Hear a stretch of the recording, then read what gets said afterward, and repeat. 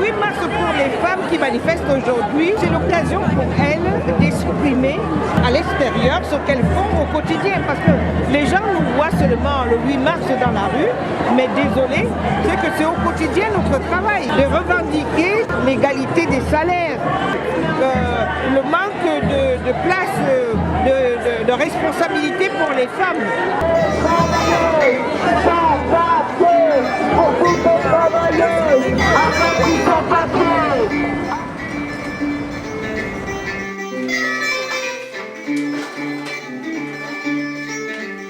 Travail décent, ça me paraît difficile pour certaines femmes qui, malgré le niveau d'études, ne trouvent pas de travail, malgré l'expérience professionnelle qu'elles peuvent avoir, elles ne trouvent pas de travail. Ça veut dire qu'il y a un problème. Si on ne trouve pas là où on est ce qu'il faut, eh bien on va le chercher ailleurs. Ce n'est pas toujours de gaieté de cœur pour certaines femmes.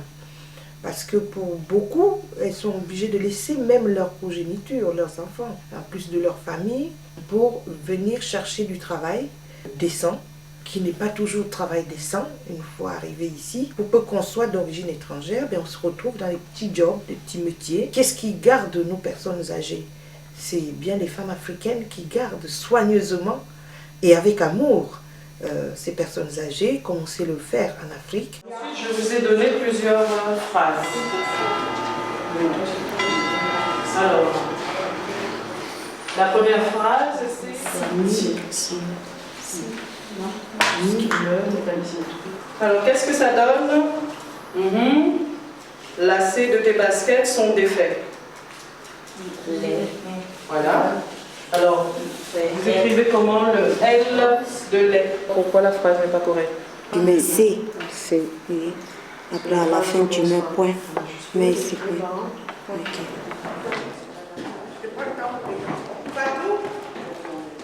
Fatou, est-ce qu'à ma mère, de regarder l'enfant? Parce que moi, personnellement, je dis toujours que je suis convaincue qu'en tout être humain, il y a des capacités immenses. Il y a des capacités, une richesse, une intelligence immense et inouïe. N'ayant pas eu la possibilité, de par le contexte socio-économique qui prévaut sur le terrain en Afrique, d'exercer un métier qui soit dans la continuité des études qu'ils ont entreprises et des diplômes qu'ils ont obtenus, sont convaincus qu'en arrivant en Europe, notamment la France, l'Eldorado, qui est très souvent présenté comme tel dans les pays d'Afrique francophone, qu'une fois sur le territoire français, avec tous les avantages qui partent ou qui sont étroitement liés aux droits de l'homme, ils auront une meilleure chance, ils auront plus d'opportunités de pouvoir exercer le métier qu'ils auront appris, de pouvoir mettre en pratique la théorie. On ne peut pas y arriver. Si les hommes luttent contre, nous devons être pour qu'on puisse évoluer, que les femmes puissent prendre. Une femme qui est là aussi en tête, elle devra tirer celles qui sont en bas pour qu'on puisse y arriver. On a beaucoup de travail. La solidarité, c'est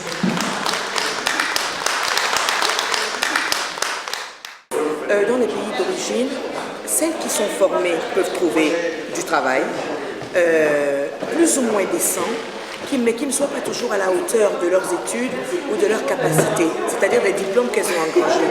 Beaucoup de femmes sont surformées, surdiplômées, donc sur place, elles ont un boulot qui n'est pas à la hauteur de ce qu'elles ont appris. Donc souvent, elles estiment, lorsqu'elles sont émancipées, elles voient ce qui se passe ailleurs, aller chercher mieux, trouver un travail plus décent, plus rémunérateur et surtout qui les épanouisse davantage. Et bien quand on arrive sur place, ici dans un pays, le pays d'accueil, on est bien déçu parce qu'on n'a pas toujours la place que l'on attend. Sur place, on a encore, je parle de la France que je connais bien, il y a encore ce problème de discrimination qui existe quand même, sauf si on est pistonné.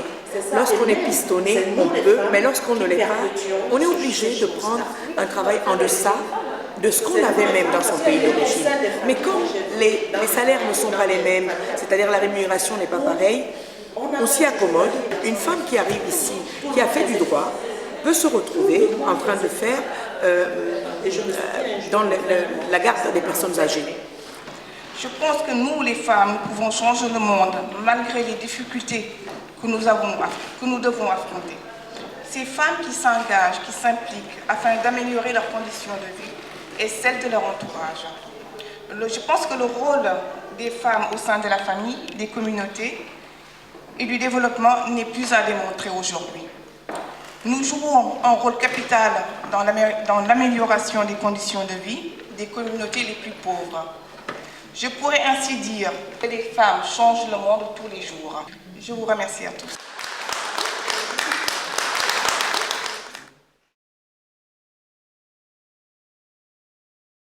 Je dois la voir. Attends, si j'ai sa carte de visite.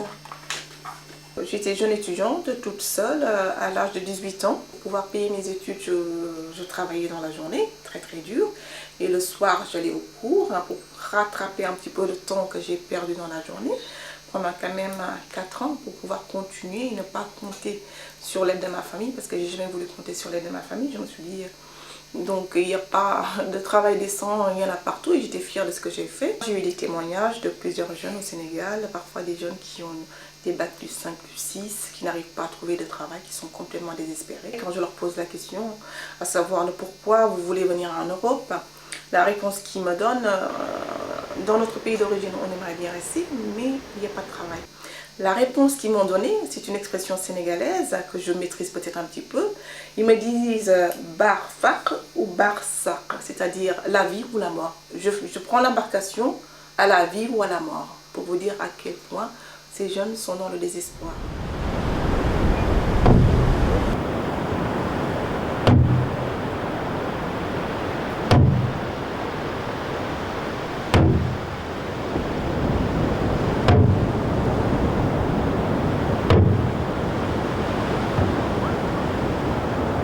Je pense que si toute personne arrivait à avoir un travail décent chez soi, je ne pense pas qu'on puisse venir s'immigrer ailleurs et que dans nos pays d'origine, un travail décent, je ne saurais pas trop le qualifier. Travail décent, c'est-à-dire avoir un métier, avoir une protection sociale, pouvoir éventuellement être syndicaliste. L'avantage de l'Europe par rapport à l'Afrique, quand on veut vraiment s'en sortir, on peut trouver un travail décent en Europe, ce qui n'est pas le cas de l'Afrique.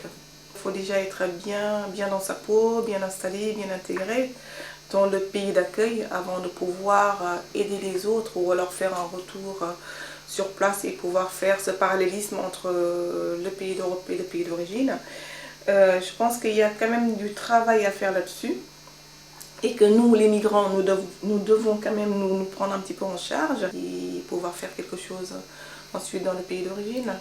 Je n'ai pas créé pour rester là à vie. J'ai créé pour que, ensemble, on puisse rendre visible notre situation ici, en bien, et peut-être ce qui ne va pas, et contribuer pour chercher à trouver des solutions pour aider ici et là-bas, parce qu'on n'a jamais coupé le cordon ombilical avec le continent. Nous sommes ici, mais nous sommes attachés avec tout ce qui est resté sur place là-bas.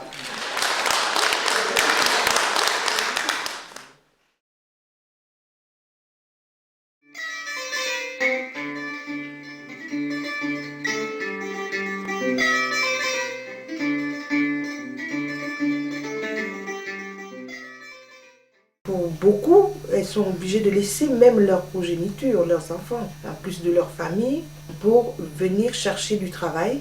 On ne voit en lui que la couleur de peau. Moi, personnellement, je trouve ça dommage. Une femme qui arrive ici, qui a fait du droit, peut se retrouver en train de faire la garde des personnes âgées. Travail décent, c'est-à-dire avoir un métier, avoir une protection sociale, pouvoir éventuellement être syndicaliste.